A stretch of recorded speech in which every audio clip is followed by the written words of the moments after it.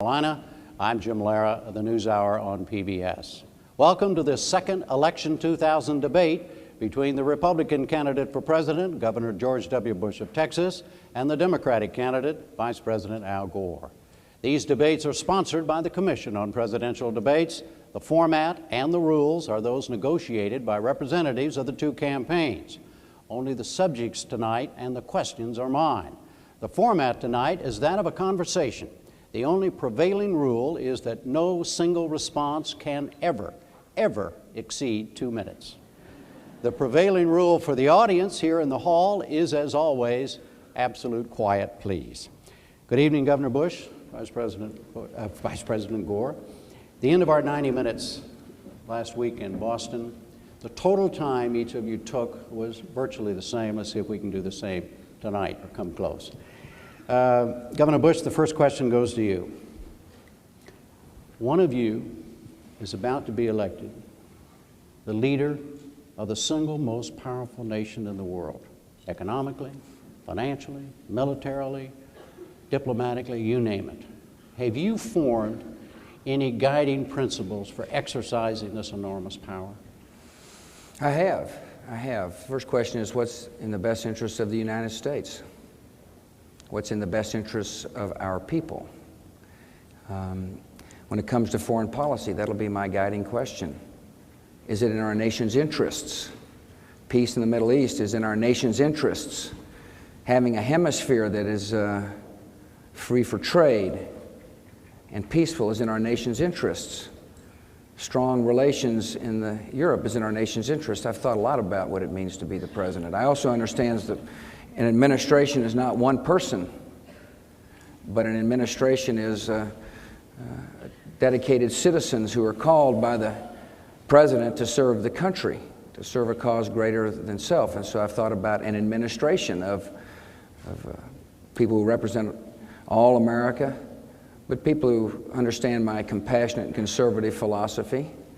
I haven't started naming names except for one person, and that's Mr. Richard Cheney, who I thought did a great job the other night. He's a vice presidential nominee who represents, who I think people got to see why I picked him. He's a man of solid judgment, and he's going to be a person to stand by my side. One of the things I've done in Texas is I've been able to put together a good team of people. I've been able to set clear goals. The goals ought to be an education system that leaves no child behind, Medicare for our seniors, a Social Security system that's safe and secure, foreign policy that's in our nation's interest, and a strong military, and then bring people together to achieve those goals.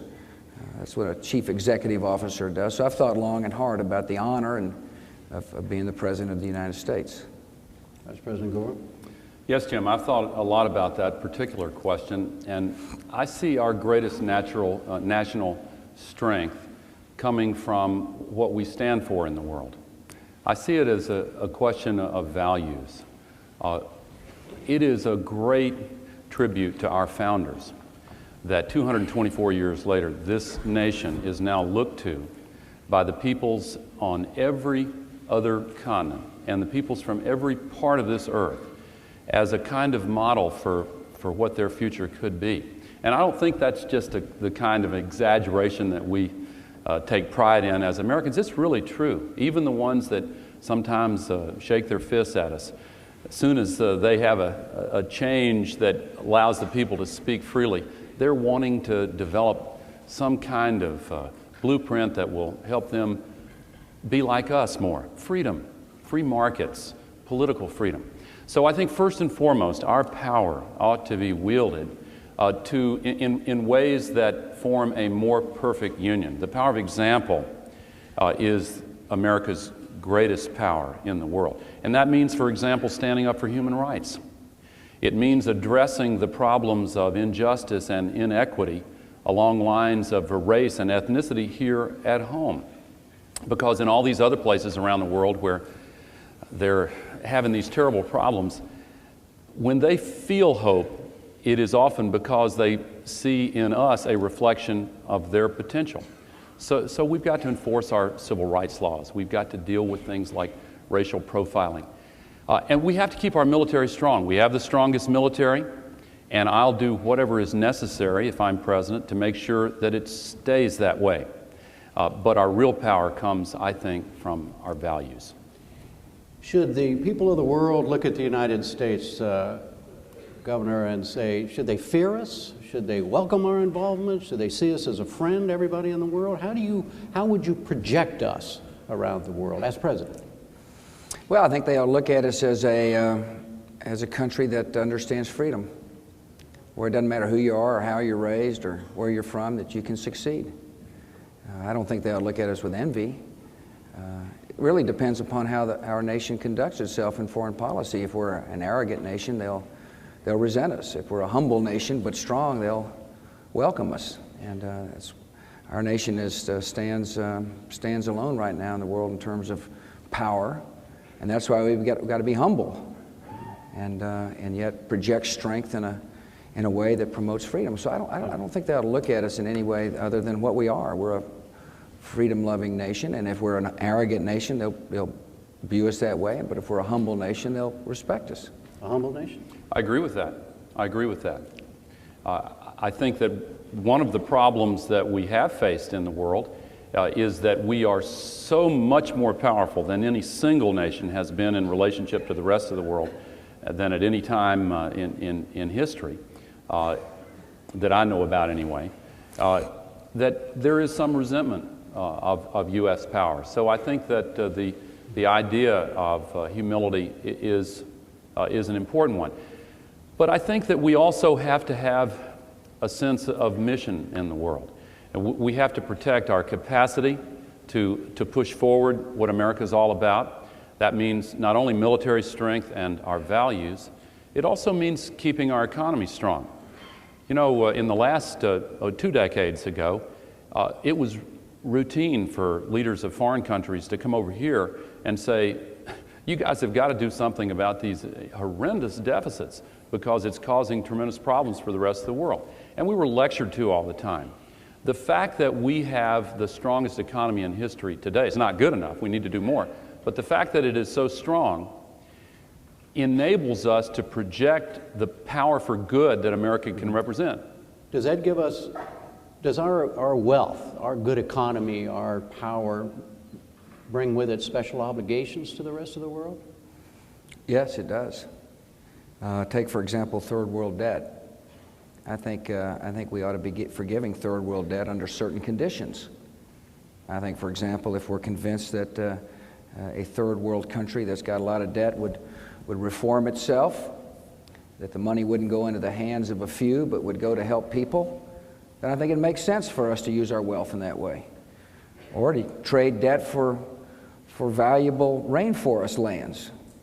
Makes eminent sense. Yes, we do have an obligation in the world, but we can't be all things to all people. We can help build coalitions, but we can't put our troops all around the world. We can lend money, but we've got to do it wisely. We shouldn't be lending money to corrupt officials. So we've got to be guarded in our generosity. Well, let's go through some of the specifics now. New question. Vice President Gore, the governor mentioned the Middle East. Here we're talking at this stage of the game about diplomatic power that we have. What do you think the United States should do right now to resolve that conflict over there? The first priority has to be on ending the violence, dampening down the tensions that have risen there. We need to call upon Syria to release the 3 Israeli soldiers who have been captured. We need to insist that Arafat send out instructions to halt some of the provocative acts of violence that have been going on. I think that we also have to keep a weather eye toward Saddam Hussein, because he's taking advantage of this situation to once again make threats, and he needs to understand that he's not only dealing with Israel, he's dealing with us if he is making the kind of threats that he's talking about there. The use of diplomacy in this situation has already, well, it goes hour by hour and day by day now. It's a very tense situation there. But in the last 24 hours, there has been some subsiding of the violence there. It's too much to hope that this is going to continue, but I do hope that it will continue. Our country has been very active with regular conversations with the leaders there, and we just have to take it day to day right now.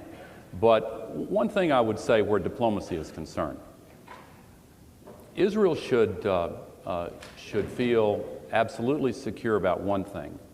Our bonds with Israel are larger than agreements or disagreements on some details of diplomatic initiatives. They are historic, they are strong, and they are enduring. And our ability to serve as an honest broker is something that we need to shepherd. Governor? Well, I think during the campaign, particularly now during this difficult period, we ought to be speaking with one voice, and I appreciate the way the administration has worked hard to calm the tensions. Like the Vice President, I call on Chairman Arafat to have his people pull back to make the peace. I think credibility is going to be very important in the future in the Middle East. I want everybody to know, should I be the president, Israel is going to be our friend. I'm going to stand by Israel. Secondly, that I think it's important to reach out to moderate Arab nations like Jordan and Egypt, Saudi Arabia and Kuwait. It's important to be friends with people when you don't eat each other, so that when you do, there's a strong bond of friendship. And that's going to be particularly important in dealing not only with situations such as now occurring in Israel, but with Saddam Hussein. The coalition against Saddam has fallen apart, or it's unraveling, let's put it that way. The sanctions are being violated. We don't know whether he's developing weapons of mass destruction. He better not be, or there's going to be a consequence should I be the president. But it's important to have credibility, and credibility is formed by being strong with your friends and resolute in your determination. It's one of the reasons why I think it's important for this nation to develop an anti-ballistic missile system that we can share with our allies in the Middle East if need be, to keep the peace, to be able to say to the Saddam Husseins of the world or the Iranians, don't dare threaten our friends. It's also important to keep a strong ties in the Middle East, with credible ties, because of the energy crisis we're now in. After all, a lot of the energy is produced from the Middle East. And so I appreciate what the administration is doing. I hope to get a sense of, should I be fortunate enough to be the president, how my administration will react to the Middle East. So you don't believe, Vice President Gore, that we should take sides in this, resolve this right now? A lot of people pushing, hey, the United States should declare itself and not be so neutral in this particular situation. Well, we stand with Israel, but we have maintained the ability to serve as an honest broker. And one of the reasons that's important is that Israel cannot have direct dialogue with some of the people on the other side of conflicts, especially during times of tension, unless that dialogue comes through us.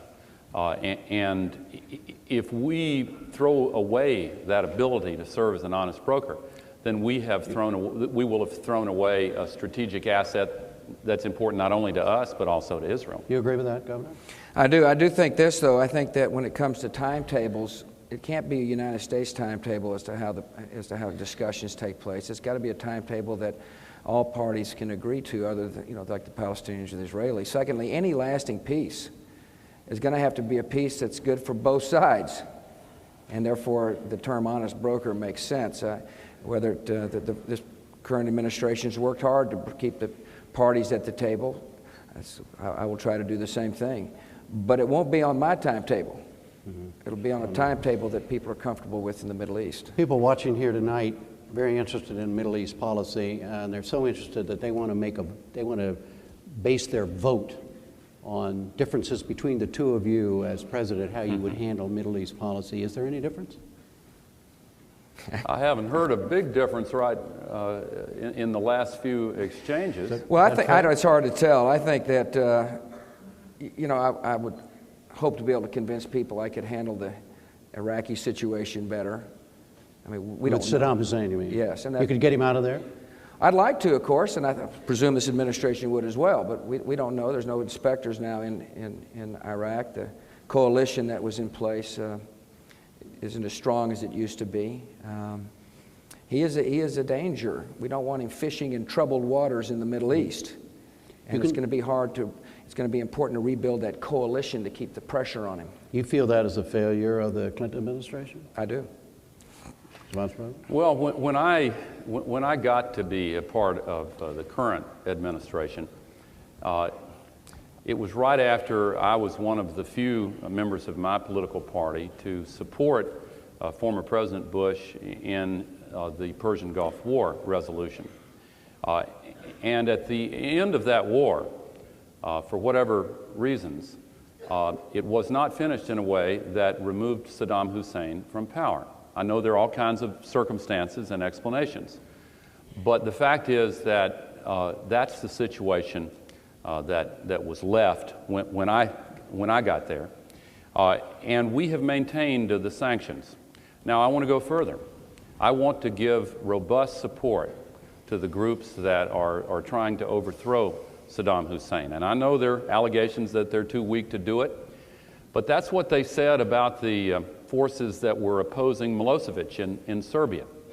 And you know, the policy of enforcing sanctions against Serbia has just resulted in a spectacular victory for democracy just in the past week.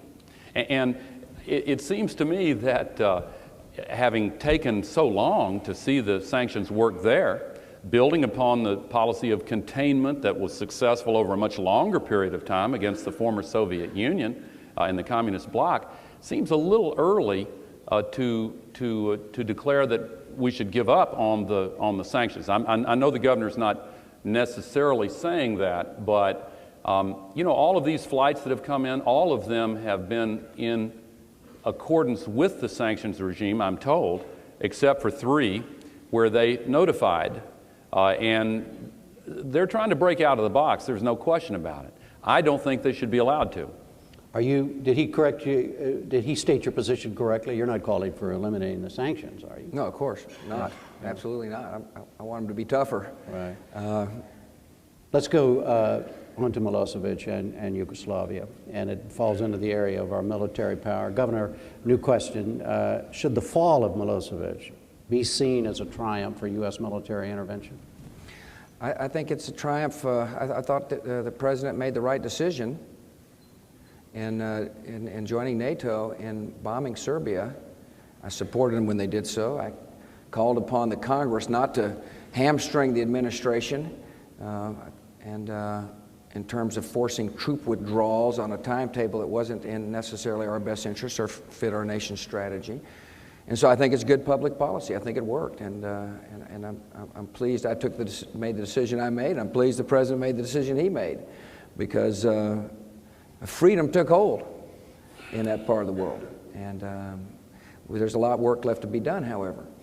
But you think it would not have happened? Do you think that Milosevic would not have fallen if the United States and NATO had not intervened militarily? Is this a legitimate use of our military Yes, power? I think it is, absolutely. I don't think he would have fallen had we not used force. And I know there's some in my party that disagreed with that sentiment, but I supported the President. I thought he made the right decision to do so. I didn't think he necessarily made the right decision to take land troops off the table right before we committed ourselves offensively, but nevertheless, it worked. The administration deserves credit for having made it work. It is important for NATO to have it work. It's important for NATO to be strong and confident to help keep the peace in Europe. And one of the reasons I felt so strongly that the United States needed to participate was because of our relations with NATO. Mm-hmm. And NATO is going to be an important part of keeping the peace in the future. Now, there's more work to do. It remains to be seen whether or not there's going to be a political settlement to Kosovo. And I certainly hope there is one. I've also on record as saying at some point in time, I hope our European friends become the peacekeepers in Bosnia and in the Balkans. I hope that they put the troops on the ground so that we can withdraw our troops and focus our military on fighting and winning war. Mr. Vice President.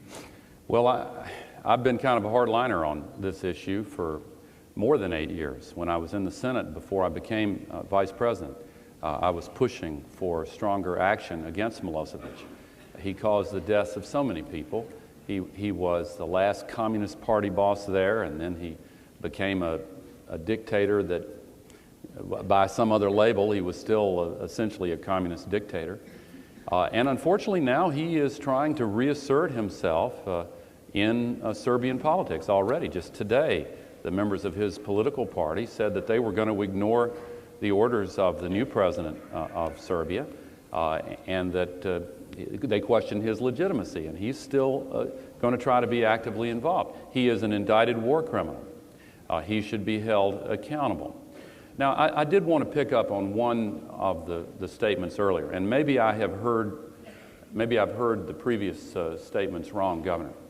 In some of the discussions we've had about when it's appropriate for the U.S. to use force around the world, at times the standards that you've laid down have given me the impression that if it's something like a genocide taking place, or what they called ethnic cleansing in Bosnia, that alone would not be that wouldn't be the kind of situation that would cause you to think that the U.S. ought to get involved with troops. Now, there have to be other factors involved for me to want to be involved, but by itself, that to me can bring into play a fundamental American strategic interest, because I think it's based on our values. Now, have I got that wrong? Oh, I see. Okay, yeah. I'm trying to figure out who the questioner was. Right. If I think it's in our nation's strategic interests, I'll commit troops. I thought it was in our strategic interests to keep Milosevic in check because of our relations in NATO. And that's why I took the position I took. I think it's important for NATO to be strong and confident. I felt like an unchecked Milosevic would harm NATO. And so it depends on the situation, Mr. Vice President. Well, let's stay on the subject for a moment. New question related to this. I figured this out. In the last 20 years, there have been 8 major actions involved in the introduction of U.S. ground, air, or naval forces. Let me name them: Lebanon, Grenada, Panama, the Persian Gulf, Somalia, Bosnia, Haiti, Kosovo. If you had been president, or any of those interventions, would any of those interventions not have happened? Can you run through the list again? Sure. Lebanon? I thought that was a mistake. Grenada? I supported that. Panama? I supported that one. Persian Gulf? Yes, I voted for it, supported it. Somalia? Well, of course, and again, no, I think that was ill-considered. I did support it at the time. It was in the previous administration, in the Bush-Quayle administration. And I think in retrospect, the lessons there are ones that we should take very, very seriously. Bosnia? Oh, yes. Haiti? Yes. And then Kosovo. We Yes. talked about that. Want me to do it with you? Go through each one? No. You want to go? I mean, Lebanon? No, I'm fine. I'll make a couple Sure, of comments. absolutely, sure. Somalia started off as a humanitarian mission and then changed into a nation-building mission, and that's where the mission went wrong. The mission was changed, and as a result, our nation paid a price. And so I don't think our troops ought to be used for what's called nation-building. I think our troops ought to be used to fight and win war. I think our troops ought to be used to help overthrow a dictator when it's in our best interests. But in this case, it was a nation-building exercise. And same with Haiti. I wouldn't have supported either. What about Lebanon? Yes. Grenada? Yes. Panama? Yes. Obviously, Well, some of them I got a conflict of interest on, if you know what I mean. I do. You're the Persian Gulf, obviously, and, Yeah. And Bosnia, and you've already talked about Kosovo. But the reverse side of the question, Governor, that Vice President Gore mentioned, for instance, 600,000 people died in Rwanda in 1994. There was no U.S. intervention. There was no intervention from the outside world. Was that a mistake not to intervene? I think the administration did the right thing in that case. I do. It was a horrible situation. No one liked to see it on our TV screens, but it's a case where we need to make sure we've got a early warning system in places where there could be ethnic cleansing and genocide the way we saw it there in Rwanda. And that's a case where we need to use our influence to have countries in Africa come together and help deal with the situation. The administration, it seems like we're having a great love fest tonight, but the administration made the right decision on training Nigerian troops for situations just such as this in Rwanda. And so I thought they made the right decision not to send U.S. troops into Rwanda. Do you have any second thoughts on that, based on what you said a moment ago about genocide? And I'd like to come back to the question of nation building, but let me address this we'll do question that directly first. Fine. We did actually send troops into Rwanda to help with the humanitarian relief measures. My wife Tipper, who's here, actually went on a military plane with General Shalikashvili on one of those flights. But I think in retrospect, we were too late getting in there. We could have saved more lives if we had acted earlier. But I do not think that it was an example of a conflict where we should have put our troops in to try to separate the parties. For this reason, Jim, one of the criteria that I think is important in deciding when and if we should ever get involved around the world is whether or not, if our national security interest is involved, if we can really make the difference with military force, if we tried everything else, if we have allies. In the Balkans, we had allies, NATO, ready, willing, and able to go and carry a big part of the burden.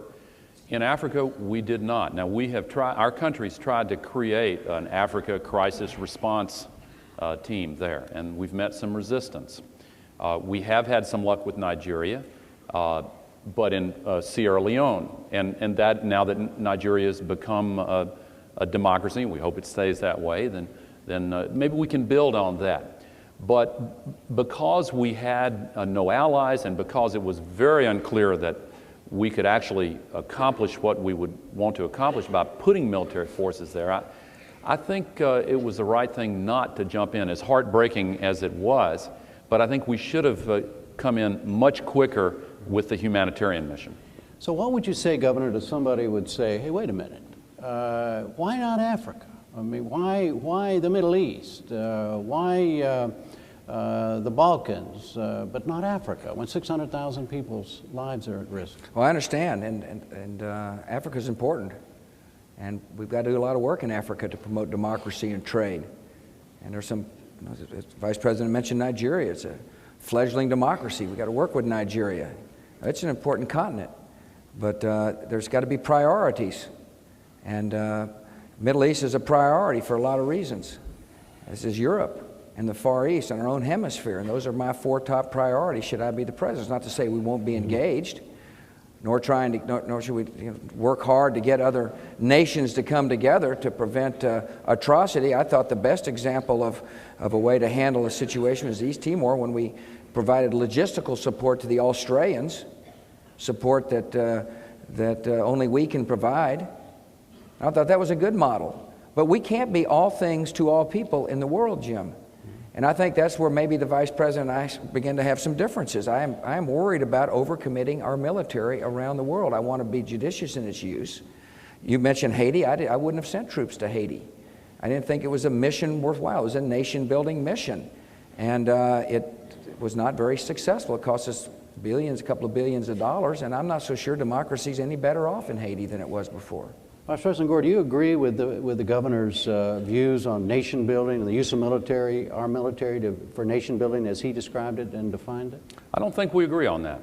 I would certainly also be judicious in evaluating any potential use of American troops overseas. I think we have to be very reticent about that. But look, Jim, the world is changing so rapidly. The way I see it, the world's getting much closer together. Like it or not, we are now, the United States is now the natural leader of the world. All these other countries are looking to us.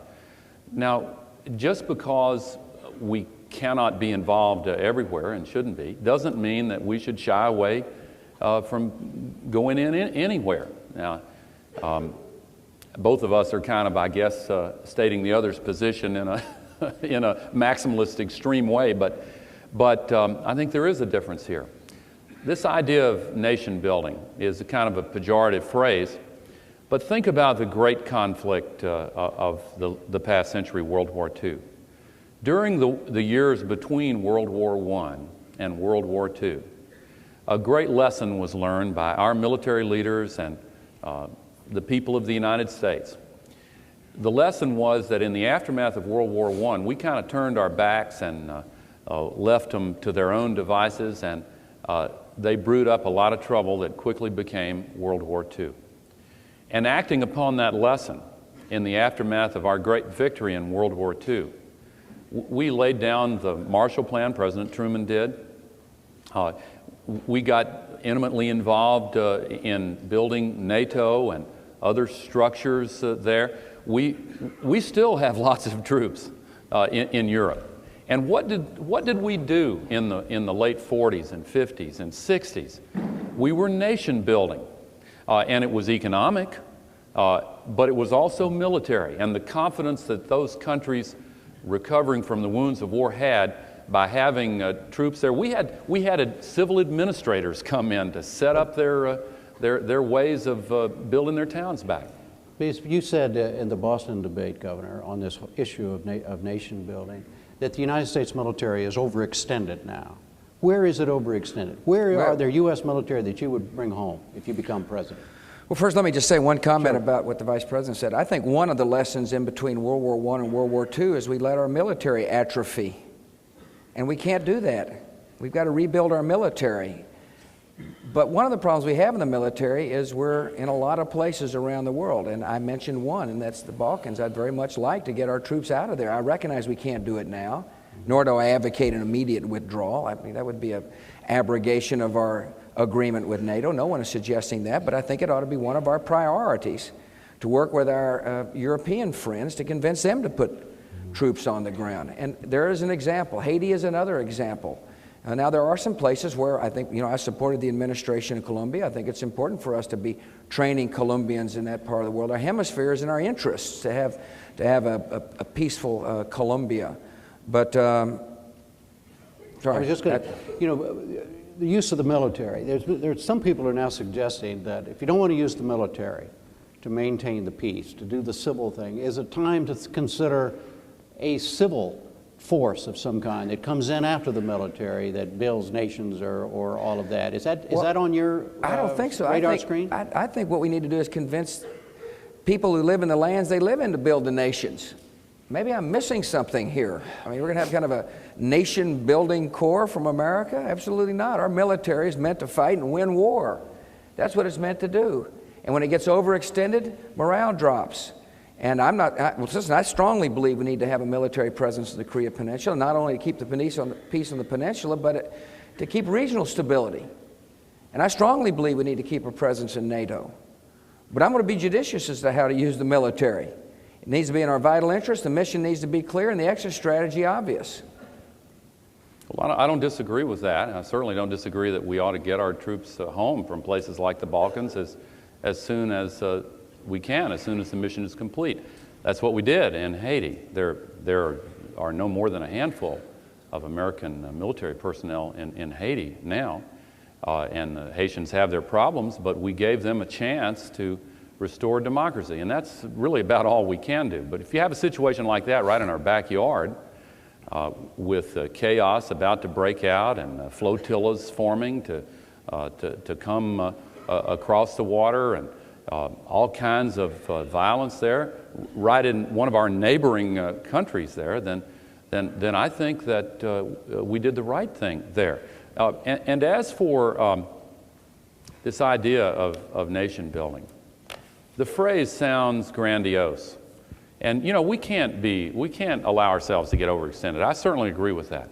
And that's why I've supported building up our capacity. I've devoted in the budget I've proposed, as I said last week, more than twice as much as the governor has proposed. I think that it's in better shape now than he generally does. We've had some disagreements about that. He said that 2 divisions would have to report not ready for duty, and that's not what the Joint Chiefs say. But there's no doubt that we have to continue building up readiness and military strength. And we have to also be very cautious in the way we use our military. In the non-military area of influencing events around the world, the financial and economic area, World Bank President Wilkinson said recently, Governor, that U.S. contributions to overseas development assistance is lower now almost than it has ever been. Is that a problem for you? Do you think, what is your idea about what the United States obligations are? I'm talking about financial assistance and that sort of thing to other countries, the poor countries. Well, I mentioned third world Sure. debt. That's a place Right. where we can use our generosity to influence, in a positive way, influence nations. I believe we ought to have foreign aid, but I don't think we ought to just have foreign aid for the sake of foreign aid. I think foreign aid needs to be used to encourage markets and reform. I think a lot of times we just spend aid and say we feel better about it, and it ends up being spent the wrong way. And there's some pretty egregious examples recently, one being Russia, where we had IMF loans that ended up in the pockets of a lot of powerful people and didn't help the nation. I think the IMF has got a role in the world, but I don't want to see the IMF out there as a way to say to world bankers, if you make a bad loan, we'll bail you out. It needs to be available for emergency situations. I thought the president did the right thing with Mexico and was very strongly supportive of the administration in Mexico. But I don't think the IMF and ought to be a stop loss for people who ought to be able to evaluate risk themselves. And so I look at every place where we're investing money. I just want to make sure the return is good. Do you think we're meeting our obligations properly? No, I would make some changes. I think there need to be reforms in the IMF. I've generally supported it, but I've seen them make some calls that I thought were highly questionable. And I think that there's a general agreement in many parts of the world now that there ought to be changes in the IMF. The World Bank, I think, is generally doing a better job. But I think one of the big issues here that doesn't get nearly enough attention is the issue of corruption. The governor mentioned it earlier. I've worked on this issue. It's an enormous problem. And corruption in official agencies like militaries and police departments around the world, customs officials. That's one of the worst forms of it. And we have got to, again, lead by example and help these other countries that are trying to straighten out their situations, find the tools in order to do it. I just think, Jim, that this is an absolutely unique period in world history. The world's coming together, as I said. They're looking to us. And we have a fundamental choice to make. Are we going to step up to the plate as a nation, the way we did after World War II? The way that generation of heroes said, okay, the United States is going to be the leader. And the world benefited tremendously from the courage that they showed in those post-war years. I think that in the aftermath of the Cold War, it's time for us to do something very similar, to step up to the plate, to provide the leadership on the environment, leadership to make sure the world economy keeps moving in the right direction. Again, that means not running big deficits here and not squandering our surplus. It means having intelligent decisions that keep our prosperity going and shepherds that economic strength so that we can provide that leadership role. Let me comment on that.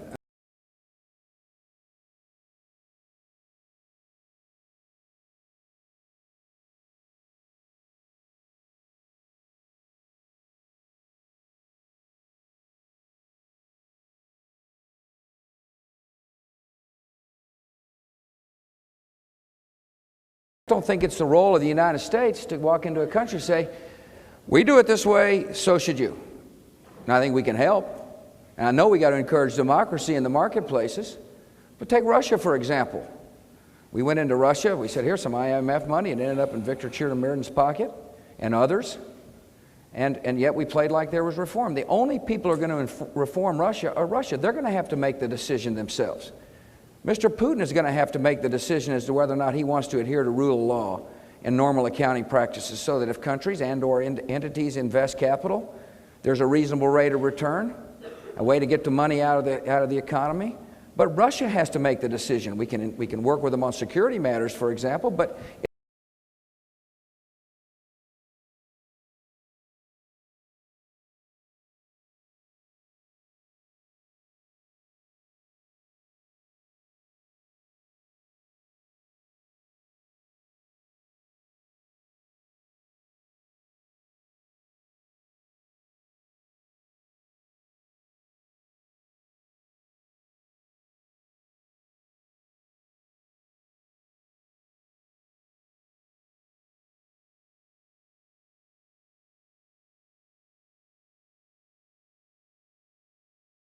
course. Let's move on. All right, no, let's move on. Far be it from me to suggest otherwise. Oh, yeah. First, a couple of follow-ups from the vice presidential debate last week. Vice President Gore, would you support or sign as president a federal law banning racial profiling by police and other authorities at all levels of government? Yes, I would. The only thing an executive order can accomplish is to ban it in federal law enforcement agencies. But I would also support a law in the Congress that would have the effect of doing the same thing. I think that racial profiling is a serious problem. I remember when the stories first came out about the stops in New Jersey by the Highway Patrol there. And I know it's been going on a long time. In some ways, this is just a new label for something that's been going on for years. But I have to confess that it was the first time that I really focused on it in a new way. And I was surprised at the extent of it. And I think we've now got so many examples around the country that we really have to find ways to end this. Because imagine what it is like for someone to be singled out unfairly, unjustly, and feel the unfair force of law simply because of race or ethnicity. Now that runs counter to what the United States of America is all about at our core. And it's not an easy problem to solve, but if I am entrusted with the presidency, it will be the first civil rights act of the 21st century. Yeah, I can't imagine what it'd be like to be singled out because of race and stopped and harassed. That's just flat wrong, and that's not what America's all about. And so we ought to do everything we can to end racial profiling. One of my concerns, though, is I don't want to federalize the local police forces. I want to, obviously in the egregious cases, we need to enforce civil rights law, but we need to make sure that internal affairs divisions at the local level do their job and be given a chance to do their job. I believe in local control of governments, and obviously if they don't, there needs to be a consequence at the federal level. But it's very important that we not overstep our bounds. And I think most police officers are good, dedicated, honorable citizens who are doing their job, putting their lives at risk, who aren't bigoted or aren't prejudiced. I don't think they ought to be held guilty. But I do think we need to find out where racial profiling occurs and do something about it and say to the local folks, get it done, and if you can't, there will be a federal consequence. And that could be a federal law? Yeah. And you would agree? I would agree, and I also agree that most police officers, of course, are doing a good job and hate this practice also. I talked to an African-American police officer in Springfield, Massachusetts not long ago, who raised this question and said that in his opinion one of the biggest solutions is in the training. And not only the training in police procedures, but human relations. And I think that racial profiling is part of a larger issue of how we deal with race in America. And as for singling people out because of race, James Byrd was singled out because of his race in Texas. And other Americans have been singled out because of their race or ethnicity. And that's why I think that we can embody our values by passing a hate crimes law. I think these crimes are different. I think they're different because they're based on prejudice and hatred, which gives rise to crimes that have not just a single victim, but they're intended to stigmatize and dehumanize a whole group of people. Do you have a different view of that? No, I don't really. On hate crimes laws? No, we got one in Texas, and guess what?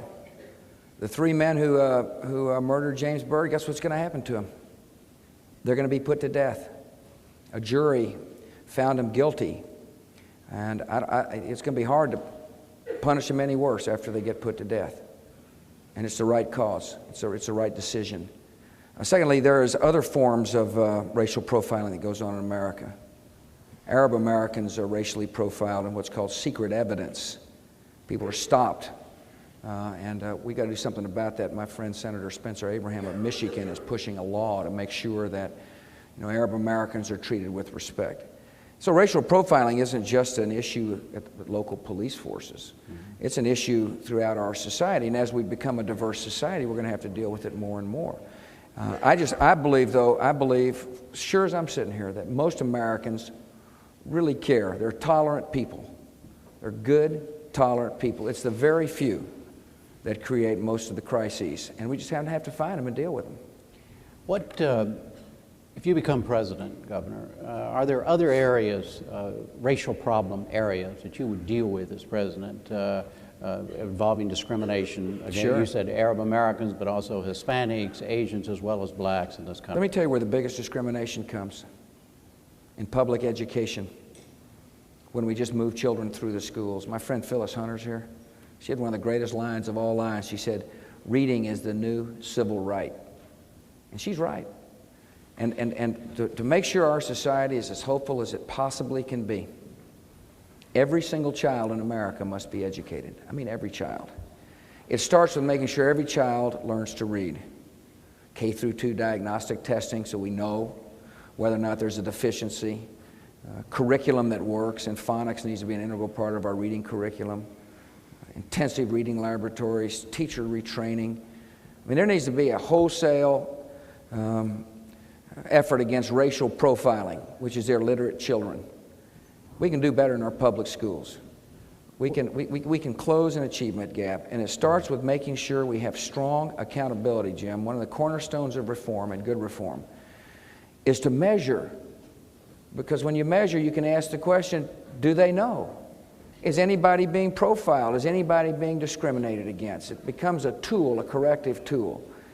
And I believe the federal government must say that if you receive any money from the federal government for disadvantaged children, for example, you must show us whether or not the children are learning. And if they are, fine, and if they're not, there has to be a consequence. And so to make sure we end up getting rid of a basic structural prejudice is education. There's nothing more prejudiced than not educating a child. Vice President Gore, what would be on your racial discrimination elimination list as president?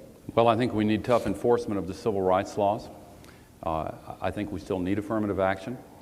I would pass a hate crimes law, as I said, and I guess I had misunderstood the governor's previous position. The Byrd family may have a misunderstanding of it in Texas also.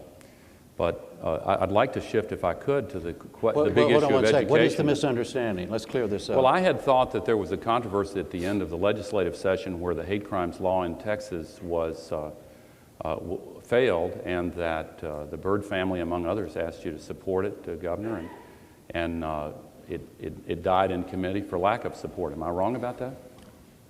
Well, you don't realize we have a hate crimes statute? I'm talking about the one that was proposed to deal. Well, what the Vice President must not understand is we've got hate crimes bill in Texas. And secondly, the people that murdered Mr. Byrd got the ultimate punishment. But they were the death penalty. They were prosecuted under murder laws, were they not? Well, in Texas, yeah. In this case, when you murder somebody, it's hate, Jim. Mm-hmm. No, but crime is hate. And they got the ultimate punishment. I'm not exactly sure how you enhance the penalty any more than the death penalty. But we happen to have a statute on the books that's a hate crime statute in Texas. Well, may I respond? Sure. I don't want to jump in. I may have been misled by all the news reports about this matter, because the law that was proposed in Texas that had the support of the Byrd family and a whole lot of people in Texas did in fact die in committee. There may be some other statute that was already on the books, but certainly the advocates of the hate crimes law felt that a tough new law was needed. And it's important, Jim, not only not just because of Texas, but because this mirrors the national controversy.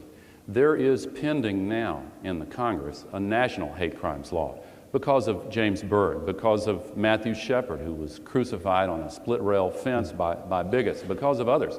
And that law has died in committee also because of the same kind of opposition. And you would support that Absolutely. bill? Would you support a national hate crimes law? I would support the Orrin Hatch version of it, not the Senator Kennedy version. But let me say to you, Mr. Vice President, we're happy with our laws on our books. That bill there was another bill that did die in committee.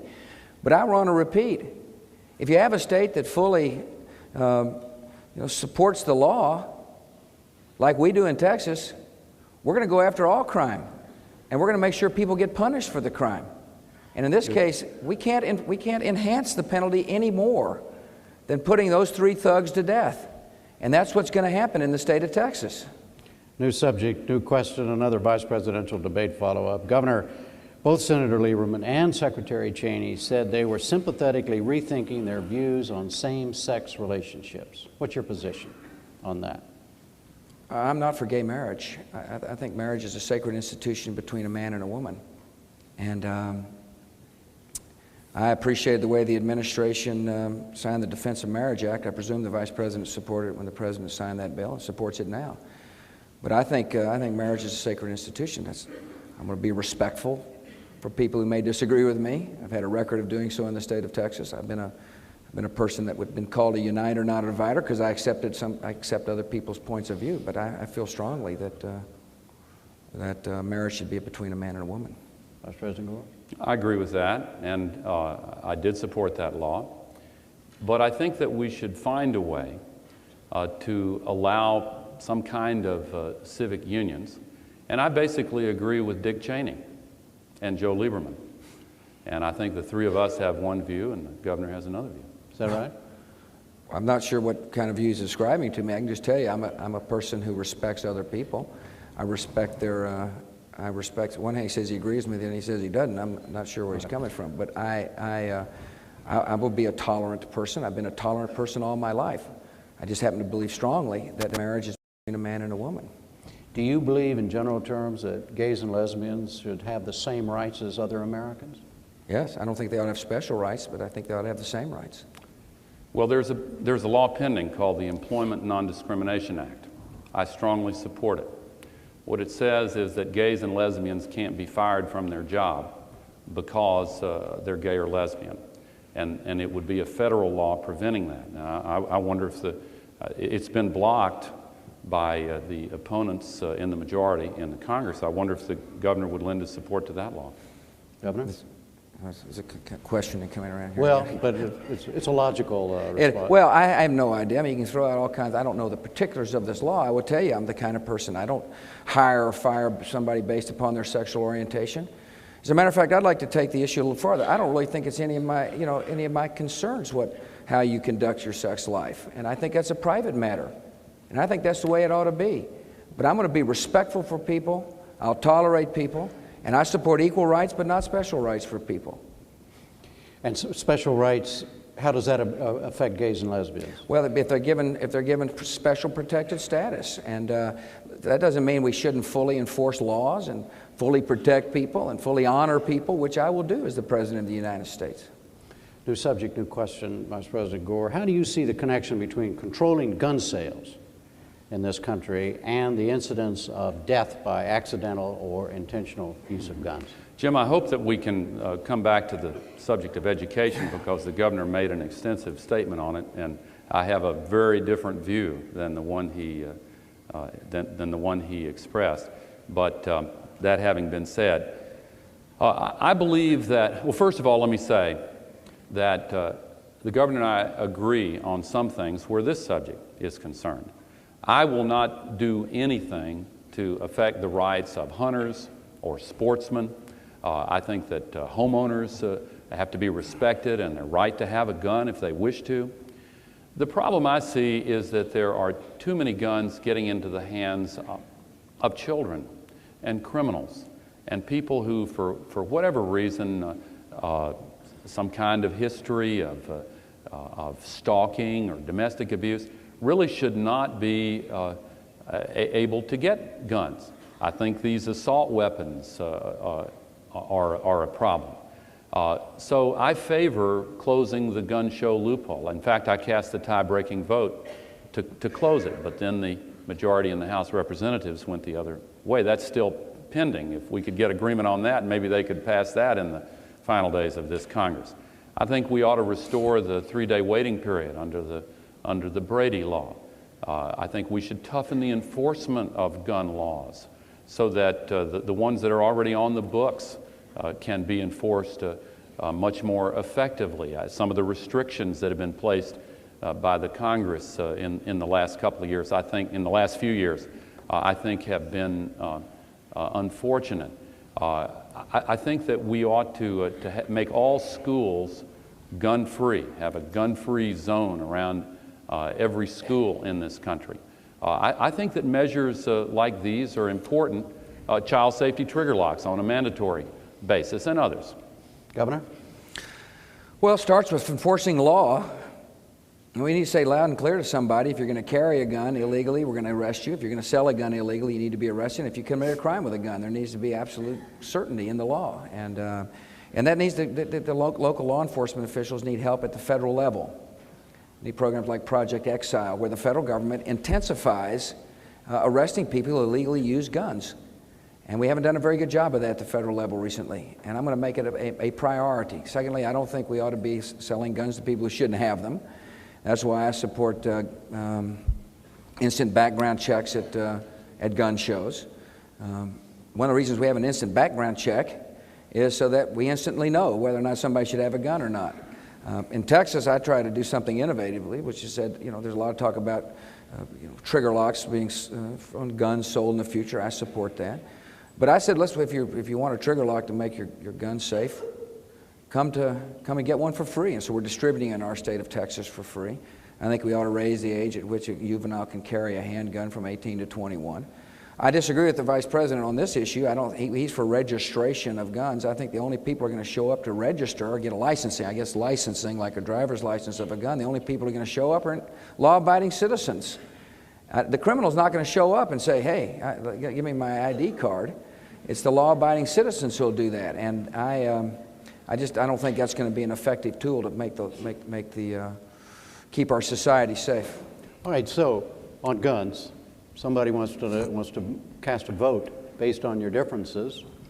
Where are the differences? Well, I'm not for registration. I am for licensing by states of new handgun purchases. What's that mean? A photo license ID, like a driver's license for new handguns. And the Los Angeles... You would have to get the license, a photo ID to go in and before you could buy the gun. Correct. All right. And who would issue the state? The state. I think states should do that for new handguns because too many criminals are getting guns. There was a recent investigation of the number in Texas who were given concealed weapons permits in spite of the fact that they had records, and the Los Angeles Times spent a lot of ink going into that. But I am not for doing anything that would affect hunters or sportsmen, rifles, shotguns, existing handguns. I do think that sensible gun safety measures are warranted now. Look, this is in the aftermath of Columbine and Paducah and all of the places around our country where the nation has been shocked by these weapons in the hands of the wrong people. The woman who bought the guns for the two boys who did that killing at Columbine said that if she had to give her name and fill out a form there, she would not have bought those guns. That conceivably could have prevented that tragedy. Back to the question about the differences on gun control. What are they, Governor, from your point of view, between you and the Vice President? Well, I'm not for photo licensing, but let me say something about Columbine. All right. And listen, we got gun laws. He says we ought to have gun-free schools. Everybody believes that, and I'm sure every state in the union's got them. You can't carry a gun into a school, and there ought to be a consequence when you do carry a gun into a school. But Columbine spoke to a larger issue, and it's really a matter of culture. It's a culture that somewhere along the line we've begun to disrespect life. Where a child can walk in and kind of have their heart turned dark as a result of being on the internet and walk in and decide to take somebody else's life. And so gun laws are important, no question about it, but so is loving children and character education classes and faith-based programs being a part of after-school programs. Some desperate child, it needs to have somebody put their arm around and say, we love you. And so there's a society that of ours that's got to do a better job of teaching children right from wrong. And we can enforce law, but there seems to be a lot of preoccupation on, not necessarily in this debate, but just in general on law, But there's a larger law, love your neighbor like you'd like to be loved yourself, and that's where our society must head if we're going to be a peaceful and prosperous society.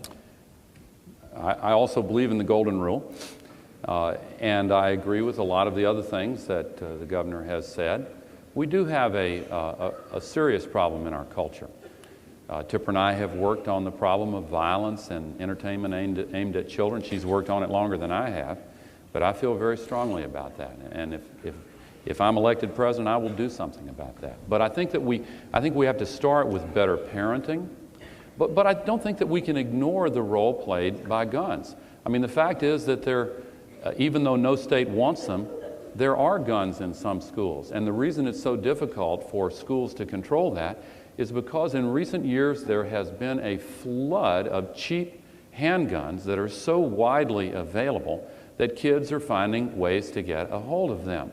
And I think that if you look at the situation as it exists here in the United States compared to any other country in the world, it seems to me pretty obvious that while we respect the rights of hunters and sportsmen, we do need some common sense gun safety steps to stem this flood of guns that are getting into the wrong hands. Yeah, no question about that, but there's also needs to be strong enforcement of the law. Some kid who feels like it doesn't matter where the gun comes from, it could be a cheap gun, expensive gun.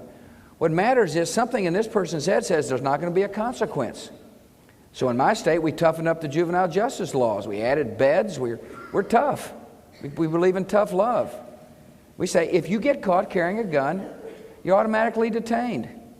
And that's what needs to happen. And we've got laws. If laws need to be strengthened like instant background checks, that's important. New question. Okay. New question. As I was saying. Both of you, Governor, both of you have talked much about Medicare and health care for seniors.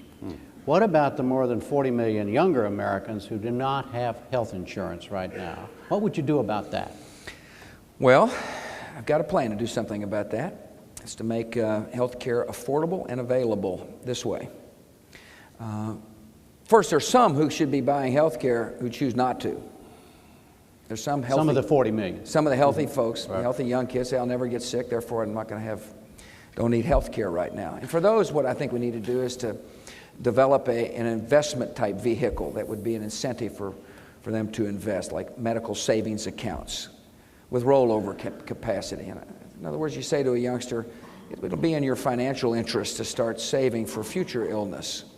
But for the working folks that do want to have health care, that can't afford it, a couple of things we need to do. One, we need more community health centers. I've put out money in my budget to expand community health centers all around the country. These are places where people can get primary care.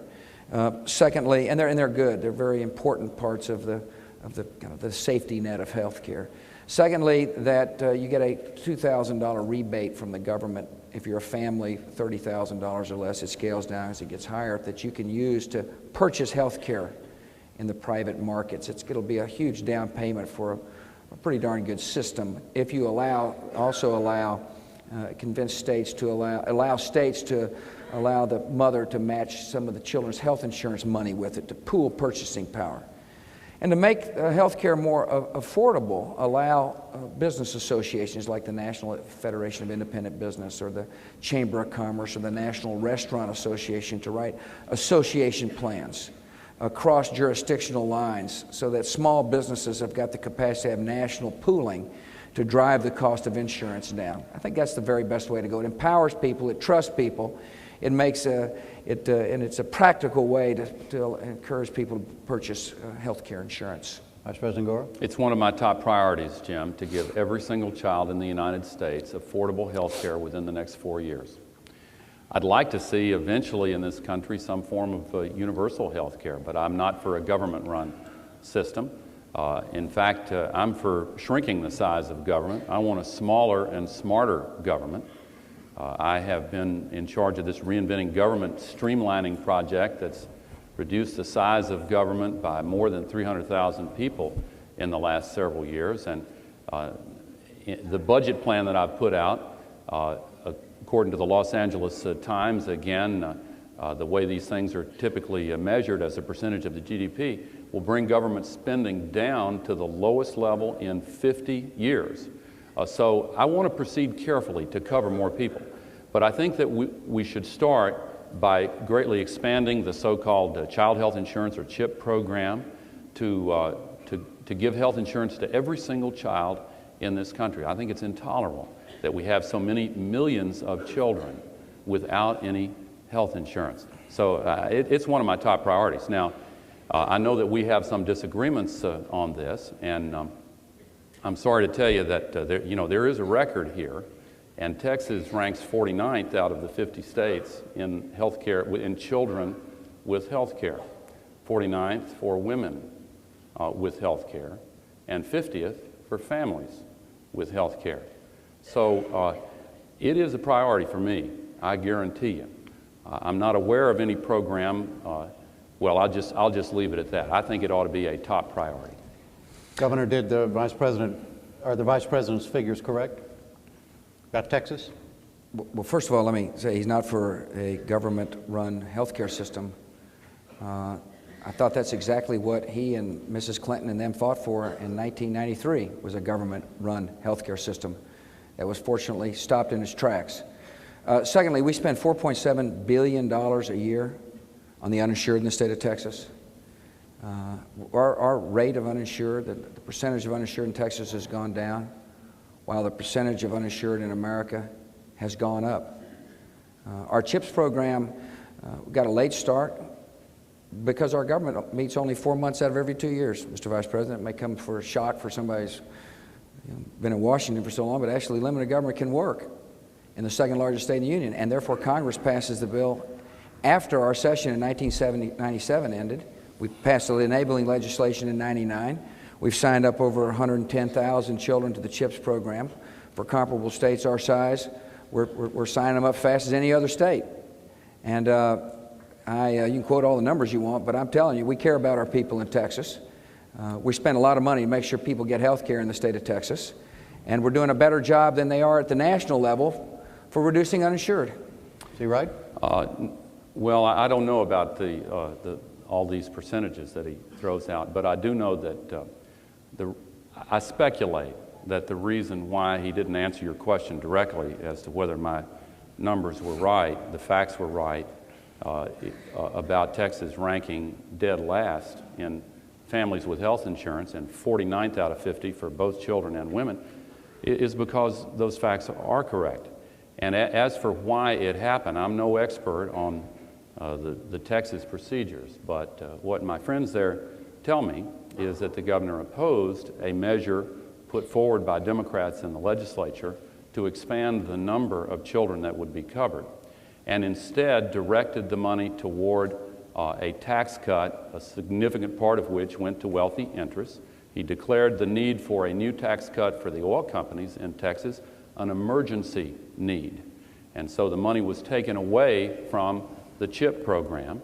And you don't have to take my word for this. There is now a federal judge's opinion about the current management of this program, ordering the state of Texas to do something. And you should read that judge's language about this. I believe there are 1.4 million children in Texas who do not have health insurance, 600,000 of whom, and maybe some of those have since gotten it, but as of a year ago, 600,000 of them were actually eligible for it, but they couldn't sign up for it because of the barriers that they had to Let's let the governor respond to that.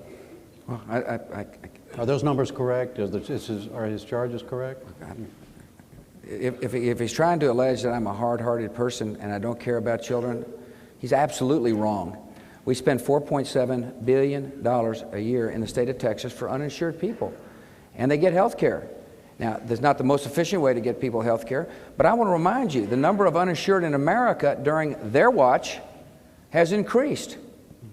And so he can make any excuse he wants, but the facts are that we're reducing the number of uninsured as a percentage of our population, and as a percentage of the population is increasing nationally. But somehow the allegation that we don't care and we're going to give money for this interest or that interest and not for children in the state of Texas is just totally absurd. And let me just tell you who the jury is. The people of Texas. There's only been one governor ever elected to back-to-back 4-year terms, and that was me. And I was able to do so with a lot of Democrat votes, nearly 50% of the Hispanic vote, about 27% of the African-American vote. because people know that I'm a conservative person and a compassionate person. So we can throw all the kinds of numbers around. I'm just telling you, our state comes together to do what's right. We come together, both Republicans and Democrats. Let me put that directly to you, Vice President Gore. The reason you brought this up is that, are you suggesting that those numbers and that record will reflect the way Governor Bush will operate in this area of health insurance as president? Yes, yes, but it's not a statement about his heart. I don't claim to know his heart. I think he's a good person. I make no allegations about that. I believe him when he says that he has a good heart. I know enough about your story to admire a lot of the things that you have done as a person. But I think it's about his priorities. And let me tell you exactly why I think that the choice he made to give a tax cut for the oil companies and others before addressing this. I mean, if you were the governor of a state that was dead last in health care for families, and all of a sudden you found yourself with the biggest surplus your state had ever had in its history, wouldn't you want to maybe use some of it to climb from 50th to, say, 45 or 40 or something, or maybe better? I would. Now, but here's why it's directly relevant, Jim, because by his own budget numbers, his proposals for spending on tax cuts for the wealthiest of the wealthy are more than the new spending proposals that he has made for health care and education and national defense, all combined, according to his own numbers. So it's not a question of his heart. It's, as far as I know, it's a question of priorities and values. See, you know, let me ask. First of all, that's simply not true, what he just said, of course. And secondly, I repeat, what is not true, Governor? That we spent the top 1% received $223 as opposed to $445 billion in new spending. The top, and let's talk about my tax plan. The top 1% will pay 1/3 of all the federal income taxes, and in return, get 1/5 of the benefits because most of the tax reductions go to the people at the bottom end of the economic ladder. That stands in stark contrast, by the way, to a man who's going to leave 50 million Americans out of tax relief. We just have a different point of view. It's a totally different point of view. He believes only the right people ought to get tax relief. I believe everybody who pays taxes ought to get tax relief. Let me go back to Texas, for example, for a minute. We pay $4.7 billion. I can't emphasize to you how much. I signed a bill that puts chips in place. The bill finally came out at the end of the '99 session. We're working hard to sign up children. We're doing it faster than any other state our size, comparable state. We're making really good progress. And our state cares a lot about our children. My priority is going to be the health of our citizens. These folks have had 8 years to get something done in Washington, D.C. on the uninsured. They have not done it. They've had 8 years to get something done on Medicare, and they have not got it done. And my case to the American people is, if you're happy with inactivity, stay with the horse. The horse is up there now, but if you want change, you need to get somebody who knows how to bring Republicans and Democrats together to get positive things done for America. New question, new subject. Vice President Gore, on the environment. In your 1992 book, you said, quote, "We must make the rescue of our environment the central organizing principle for civilization, and there must be a wrenching transformation to save the planet." Do you still feel that way? I do. I think that in this 21st century, we will soon see the consequences of what's called global warming. There was a study just a few weeks ago suggesting that in summertime, the North Polar ice cap would be completely gone in 50 years. Already, many people see the strange weather conditions that the old-timers say they've never seen before in their lifetimes. And what's happening is the level of pollution is increasing significantly. Now, here's the good news, Jim. If we take the leadership role and build the new technologies, like the new kinds of cars and trucks that Detroit is itching to build, then we can create millions of good new jobs by being first into the market with these new kinds of cars and trucks and other kinds of technologies. You know, the Japanese are breathing down our necks on this. They're moving very rapidly because they know that it is a fast-growing world market. In some of these other countries, particularly in the developing world, their pollution is much worse than anywhere else, and their people want higher standards of living. And so they're looking for ways to satisfy their desire for a better life and still reduce pollution at the same time. I think that holding on to the old ways and the old argument that the environment and the economy are in conflict is really outdated. We have to be bold. We have to provide leadership. Now, it's true that we disagree on this. Governor said that he doesn't think this problem is necessarily caused by people. He's for letting the oil companies into the Arctic National Wildlife Refuge. Houston's just become the smoggiest city in the country, and Texas is #1 in industrial pollution. We have a very different outlook, and I'll tell you this, I will fight for a clean environment in ways that strengthen our economy. Governor? Well, let me start with Texas. We are a big industrial state. We reduced our industrial waste by 11%. We cleaned up more brownfields than any other administration in my state's history, 450 of them. Our water is cleaner now. Explain what a brownfield is for those who don't Brownfield follow is this. an abandoned industrial site that just sits idle in some of our urban centers, and people that are willing to invest capital in the brownfields don't want to do so for fear of lawsuit. I think we ought to have federal liability protection, depending upon whether or not standards have been met. Book you mentioned that Vice President Gore wrote, he also called for taxing big energy taxes in order to clean up the environment. And now that the energy prices are high, I guess he's not advocating those big energy taxes right now. I believe we ought to fully fund the Land and Water Conservation Fund with half the money going to states, so states can make the right decisions for environmental quality. I think we need to have clean coal technologies. I've proposed $2 billion worth. By the way, I just found out the other day an interesting fact that there's a National Petroleum Reserve right next to Prudhoe Bay that your administration had opened up for exploration in that pristine area. And it was a smart move because there's gas reserves up there. We need gas pipelines to bring the gas down. Gas is a clean fuel that we can burn to. We need to make sure that if we decontrol our plants, that there's mandatory, that the plants must conform to clean air standards, the grandfathered plants. That's what we did in Texas. No excuses. I mean, you must conform. Now, those are practical things we can do. But it starts with working a collaborative effort with states and local folks. You know, if you own the land, every day is Earth Day. And people care a lot about their land and care about their environment. Not all wisdom is in Washington, D.C. on this issue. Where do you see the basic difference, in very simple terms, in 2 or 3 sentences, between you and the governor on the environment? If the voter wants to make a choice, what is it? I'm really strongly committed to clean water and clean air and cleaning up the new kinds of challenges like global warming. He's right that I'm not in favor of energy taxes. I am in favor of tax cuts to encourage and give incentives for the quicker development of these new kinds of technologies. And let me say again, Detroit is raring to go on that. We differ on the Arctic National Wildlife Refuge, as I have said. We differ on whether or not pollution controls ought to be voluntary. I don't think you can get results that way. We differ on the kinds of appointments that we would make. But you say it's a fundamental difference. I think it's a fundamental difference, and let me give you an example. Hold on one second. Okay, sure. We've talked about this. I just want to know, for somebody, because we're getting close to the end of our time here. I just want somebody wanted to vote on the environment. How would you draw the differences, Governor?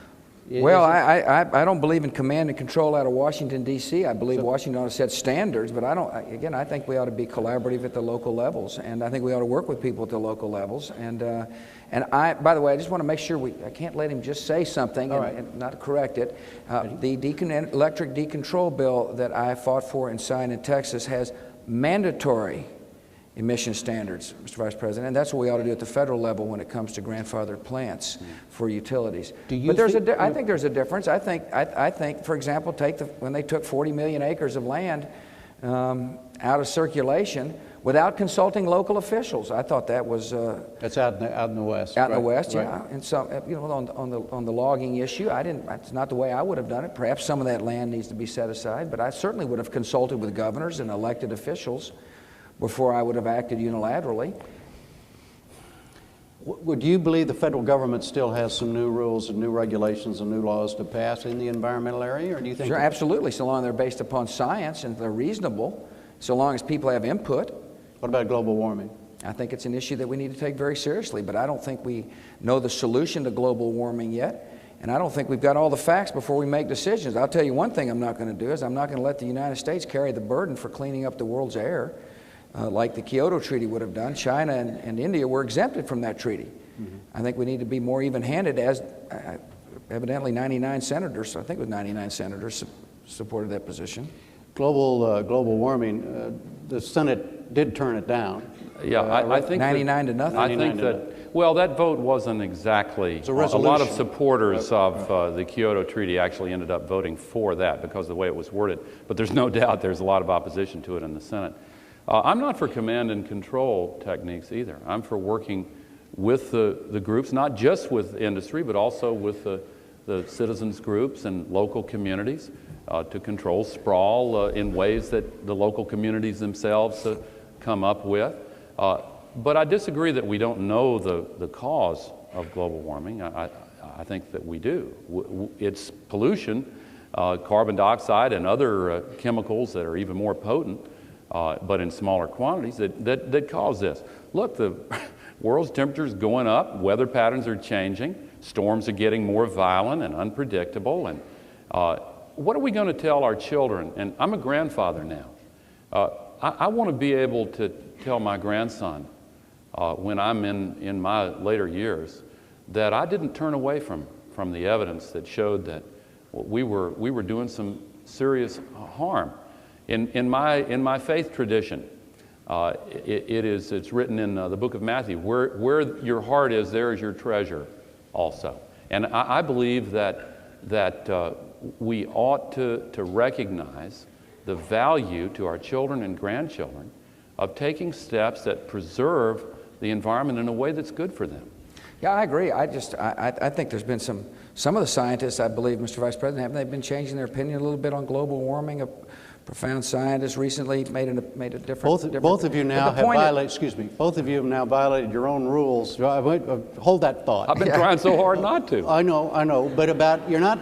Under your all's rules, you are not allowed to ask each other a question. I let you do it a moment ago. Twice. Now you just twice. Sorry. Okay. That's an interruption. That's an interruption. Okay. But anyhow, you just did it, so now we're not quite even. That's all right. It's okay. I apologize, Mr. Vice President. No. But no, you're not allowed to do that either. See? No. I mean, no. I'm sorry. Go ahead. Finish your thought. People care about these things, I've found. Of course they care about it. Yeah. Oh, you mean the rules? Right, exactly right. Go ahead, sir. What the heck? Yeah. Of course there's a lot of, look, global warming needs to be taken very seriously, and I take it seriously. But science, there's differing opinions, and before we react, I think it's best to have the full accounting, full understanding of what's taking place. And I think to answer your question, I think both of us care a lot about the environment. We may have different approaches. We may have different approaches in terms of how we deal with local folks. I just cited an example of the administration just unilaterally acting without any input. And I remember you gave a very good answer in New Hampshire about the White Mountains, about how it's important to keep that collaborative effort in place. Mm-hmm. I feel very strongly the same place. It certainly wasn't the attitude that took place out west, however. New question. Yes. Last question for you, Governor, and this flows somewhat out of the Boston debate. You, your running mate, your campaign officials have charged that Vice President Gore exaggerates, embellishes, and stretches the facts, etc. Do you believe these are serious issues? This is a serious issue that the voters should use in deciding which one of you two men to vote for on November 7th? Well, we all make mistakes. I've been known to mangle a syllable or two myself, but you know what I mean. I think credibility is important. It's going to be important for the president to be credible with Congress. It's important for the president to be credible with foreign nations. And yes, I think it's something that people need to consider. This isn't something new.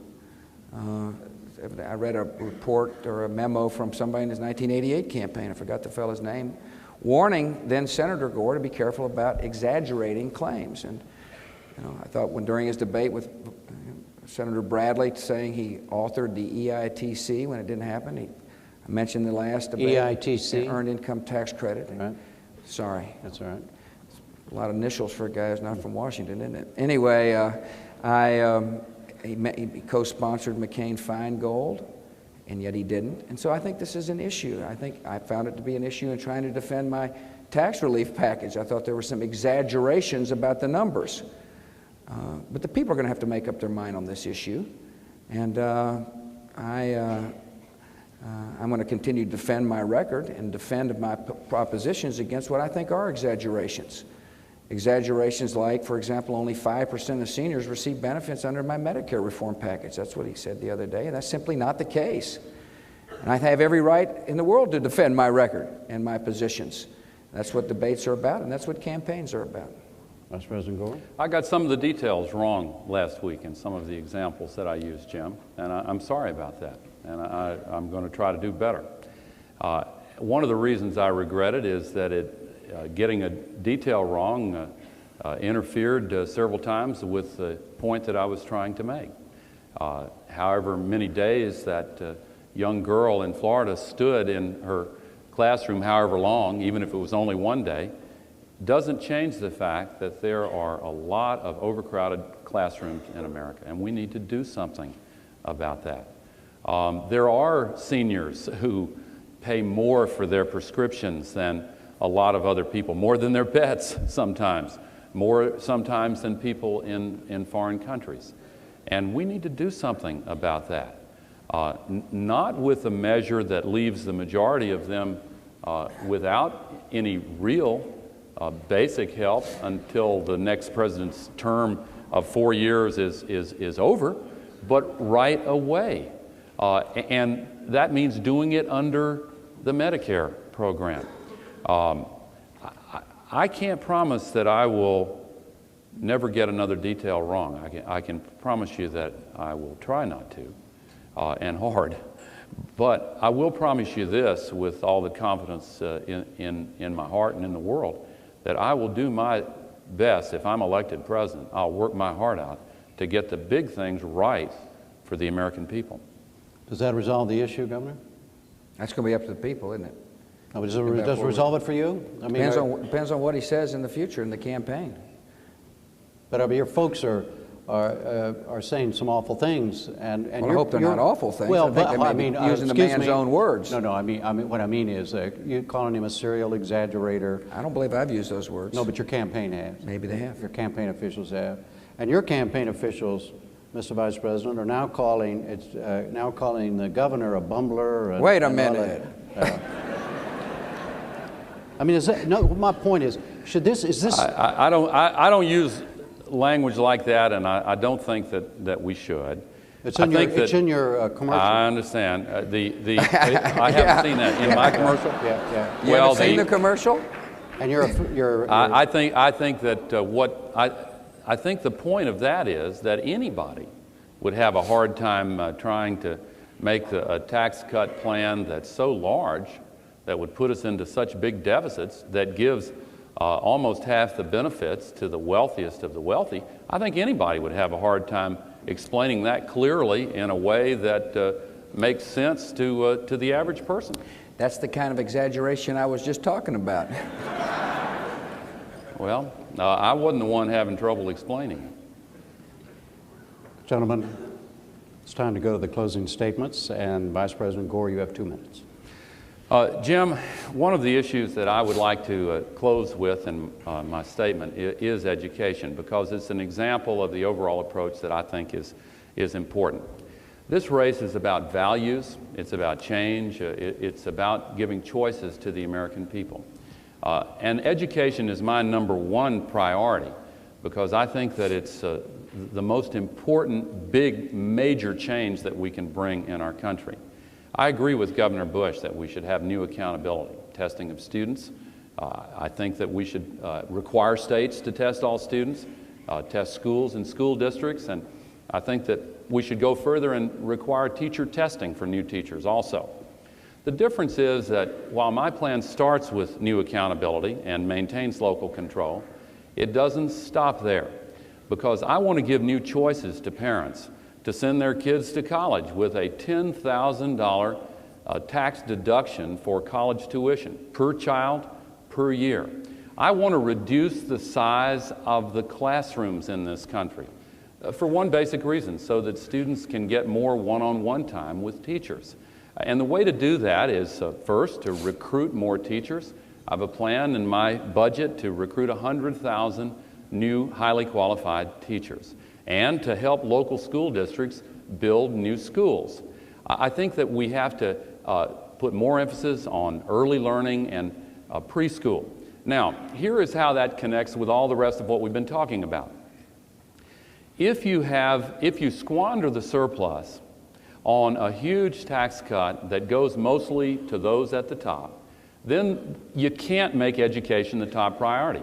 If the tax cut is your number 1, 2, 3, and 4 priority, you can't do education. You can't do both. You have to choose. I choose education and health care, the environment and retirement security, and I ask for your support.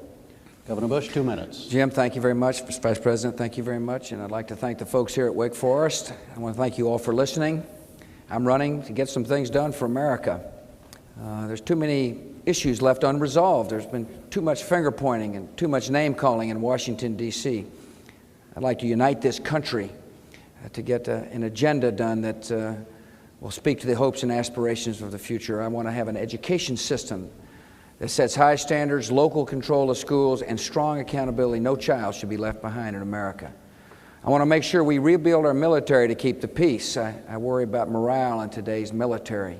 The warning signs are clear. It's time to have a new commander-in-chief who will rebuild the military, to pay our men and women more and make sure they're housed better, and have a focused mission for our military. Once and for all, I want to do something about Medicare. The issue's been too long on the table because it's been a political issue. It's time to bring folks together to say that all seniors will get prescription drug coverage. I want to do something about Social Security. It's an important priority because now's the time to act. And we're going to say to our seniors, our promises we've made to you be promises kept. But younger workers, in order to make sure the system exists tomorrow, younger workers ought to be able to take some of your own money and invest it in safe securities to get a better rate of return on that money. And finally, I do believe in tax relief. I believe we can set our priorities. I don't believe like the Vice President does in huge government. I believe in limited government. And by having a limited government and a focused government, we can send some of the money back to the people who pay the bills. I want to have a tax relief for all people who pay the bills in America, because I think you can spend your money more wisely than the federal government can. Thank you for listening. I'm asking for your vote, and God bless. And we will return next Tuesday night, October 17th, from Washington University in St. Louis for the third and final debate. Thank you, Vice President Gore, Governor Bush. See you next week. For now, from Winston-Salem, I'm Jim Lehrer. Thank you and good night. Good night. There.